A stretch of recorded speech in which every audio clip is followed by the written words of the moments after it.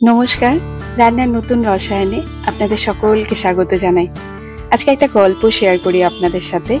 তা হলো আমাদের বাড়িতে সব নদীরই মাছ আসে, গঙ্গার মাছ।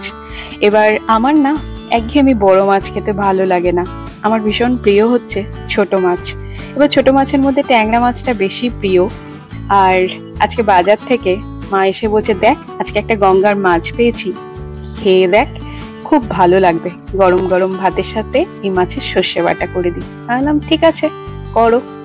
তো মা চেলা মাছ এনেছে বাজার থেকে, 300 গ্রাম মতন চেলা মাছকে মা কি করলো, প্রথমে কেটে বেছে ধুয়ে রেখেছে। এবার যেহেতু এই মাছটা সর্ষে বাটা দিয়ে হবে, তাই জন্য এখানে 2 চামচ কালো সর্ষে, 2টো কাঁচা লঙ্কা দিয়ে বেটে রাখা আছে। আর যাবে কিছু কাঁচা লঙ্কা, আর সাথে যাবে ফ্রেশ ধনে পাতা। ধনে পাতাটাকে ধুয়ে কুচি করে রাখা আছে। মাছ রান্নার জন্য লাগবে 5 ফোড়ন, হাফ টিস্পুন মতন নেওয়া আছে, আর আছে হলুদ এবং নুন। এখন ধুয়ে রাখা মাছে প্রথমে দেওয়া হলো স্বাদ মতন নুন, আর যাবে হলুদ।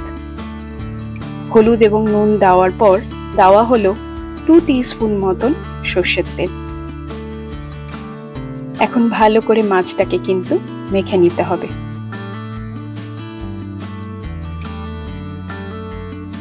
এই টাটকা টাটকা মাছের সর্ষে বাটা কিন্তু খুব ভালো লাগে খেতে। আর সর্ষে বাটাটা কিন্তু খুব টাইট করে বাটলে চলবে না, তাহলে কিন্তু তেতো হয়ে যাবে। এখন দেখুন, কড়াই দেওয়া হলো 2 চামচ মতন সর্ষের তেল। তেল গরম হলে এর মধ্যে যাবে 2টো কাঁচা লঙ্কা, চেরা কাঁচা লঙ্কা, আর ফোড়নটা দিয়ে দিতে হবে। ফোড়নটা একটু ভাজা হলে এর মধ্যে আমরা দেব যে নুন হলুদ দিয়ে মাখানো মাছটা ছিল সেটা। ভালো করে কিন্তু কড়াইটা আগে গরম করে নিতে হবে, না হলে কিন্তু মাছ কড়াইয়ের সাথে লেগে যাবে।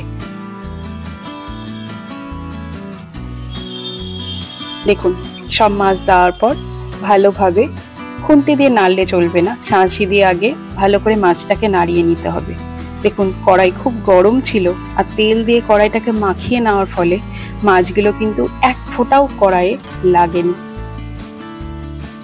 আর খুব হালকা ভাজবো কিন্তু মাছটাকে, বেশি ভাজলে সর্ষে বাটায় কিন্তু খুব একটা ভালো লাগে না। দেখুন, এবার আলতো হাতে আরেক দিকটা উল্টে দিতে হবে।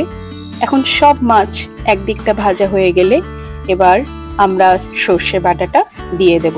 সর্ষে বাটাটা কি করেছি, আমি একটু ছেঁকে নিয়েছি, আপনারা চাইলে নাও ছাঁকতে পারেন।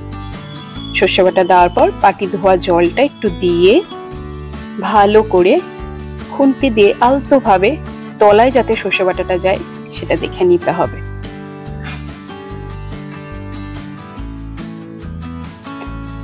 আজকের রেসিপিটা আপনাদের কেমন লাগছে অবশ্যই আমাকে কমেন্ট করে জানাবেন। এই যে দেখুন, এখন একটু স্বাদ মতন নুন দিয়ে দিলাম, আর ঢাকা দিয়ে মিনিট খানেক ফুটতে দেব। মাছগুলো তো পাতলা, সেদ্ধ হয়ে যাবে। 1 মিনিট পরে এখন এর মধ্যে যাচ্ছে টাটকা কাঁচা লঙ্কা, আর যাবে ওই যে ধনেপাতা কুচি করে রেখেছিলাম, সেই ধনেপাতা কুচিটা উপর থেকে ছড়িয়ে দেব।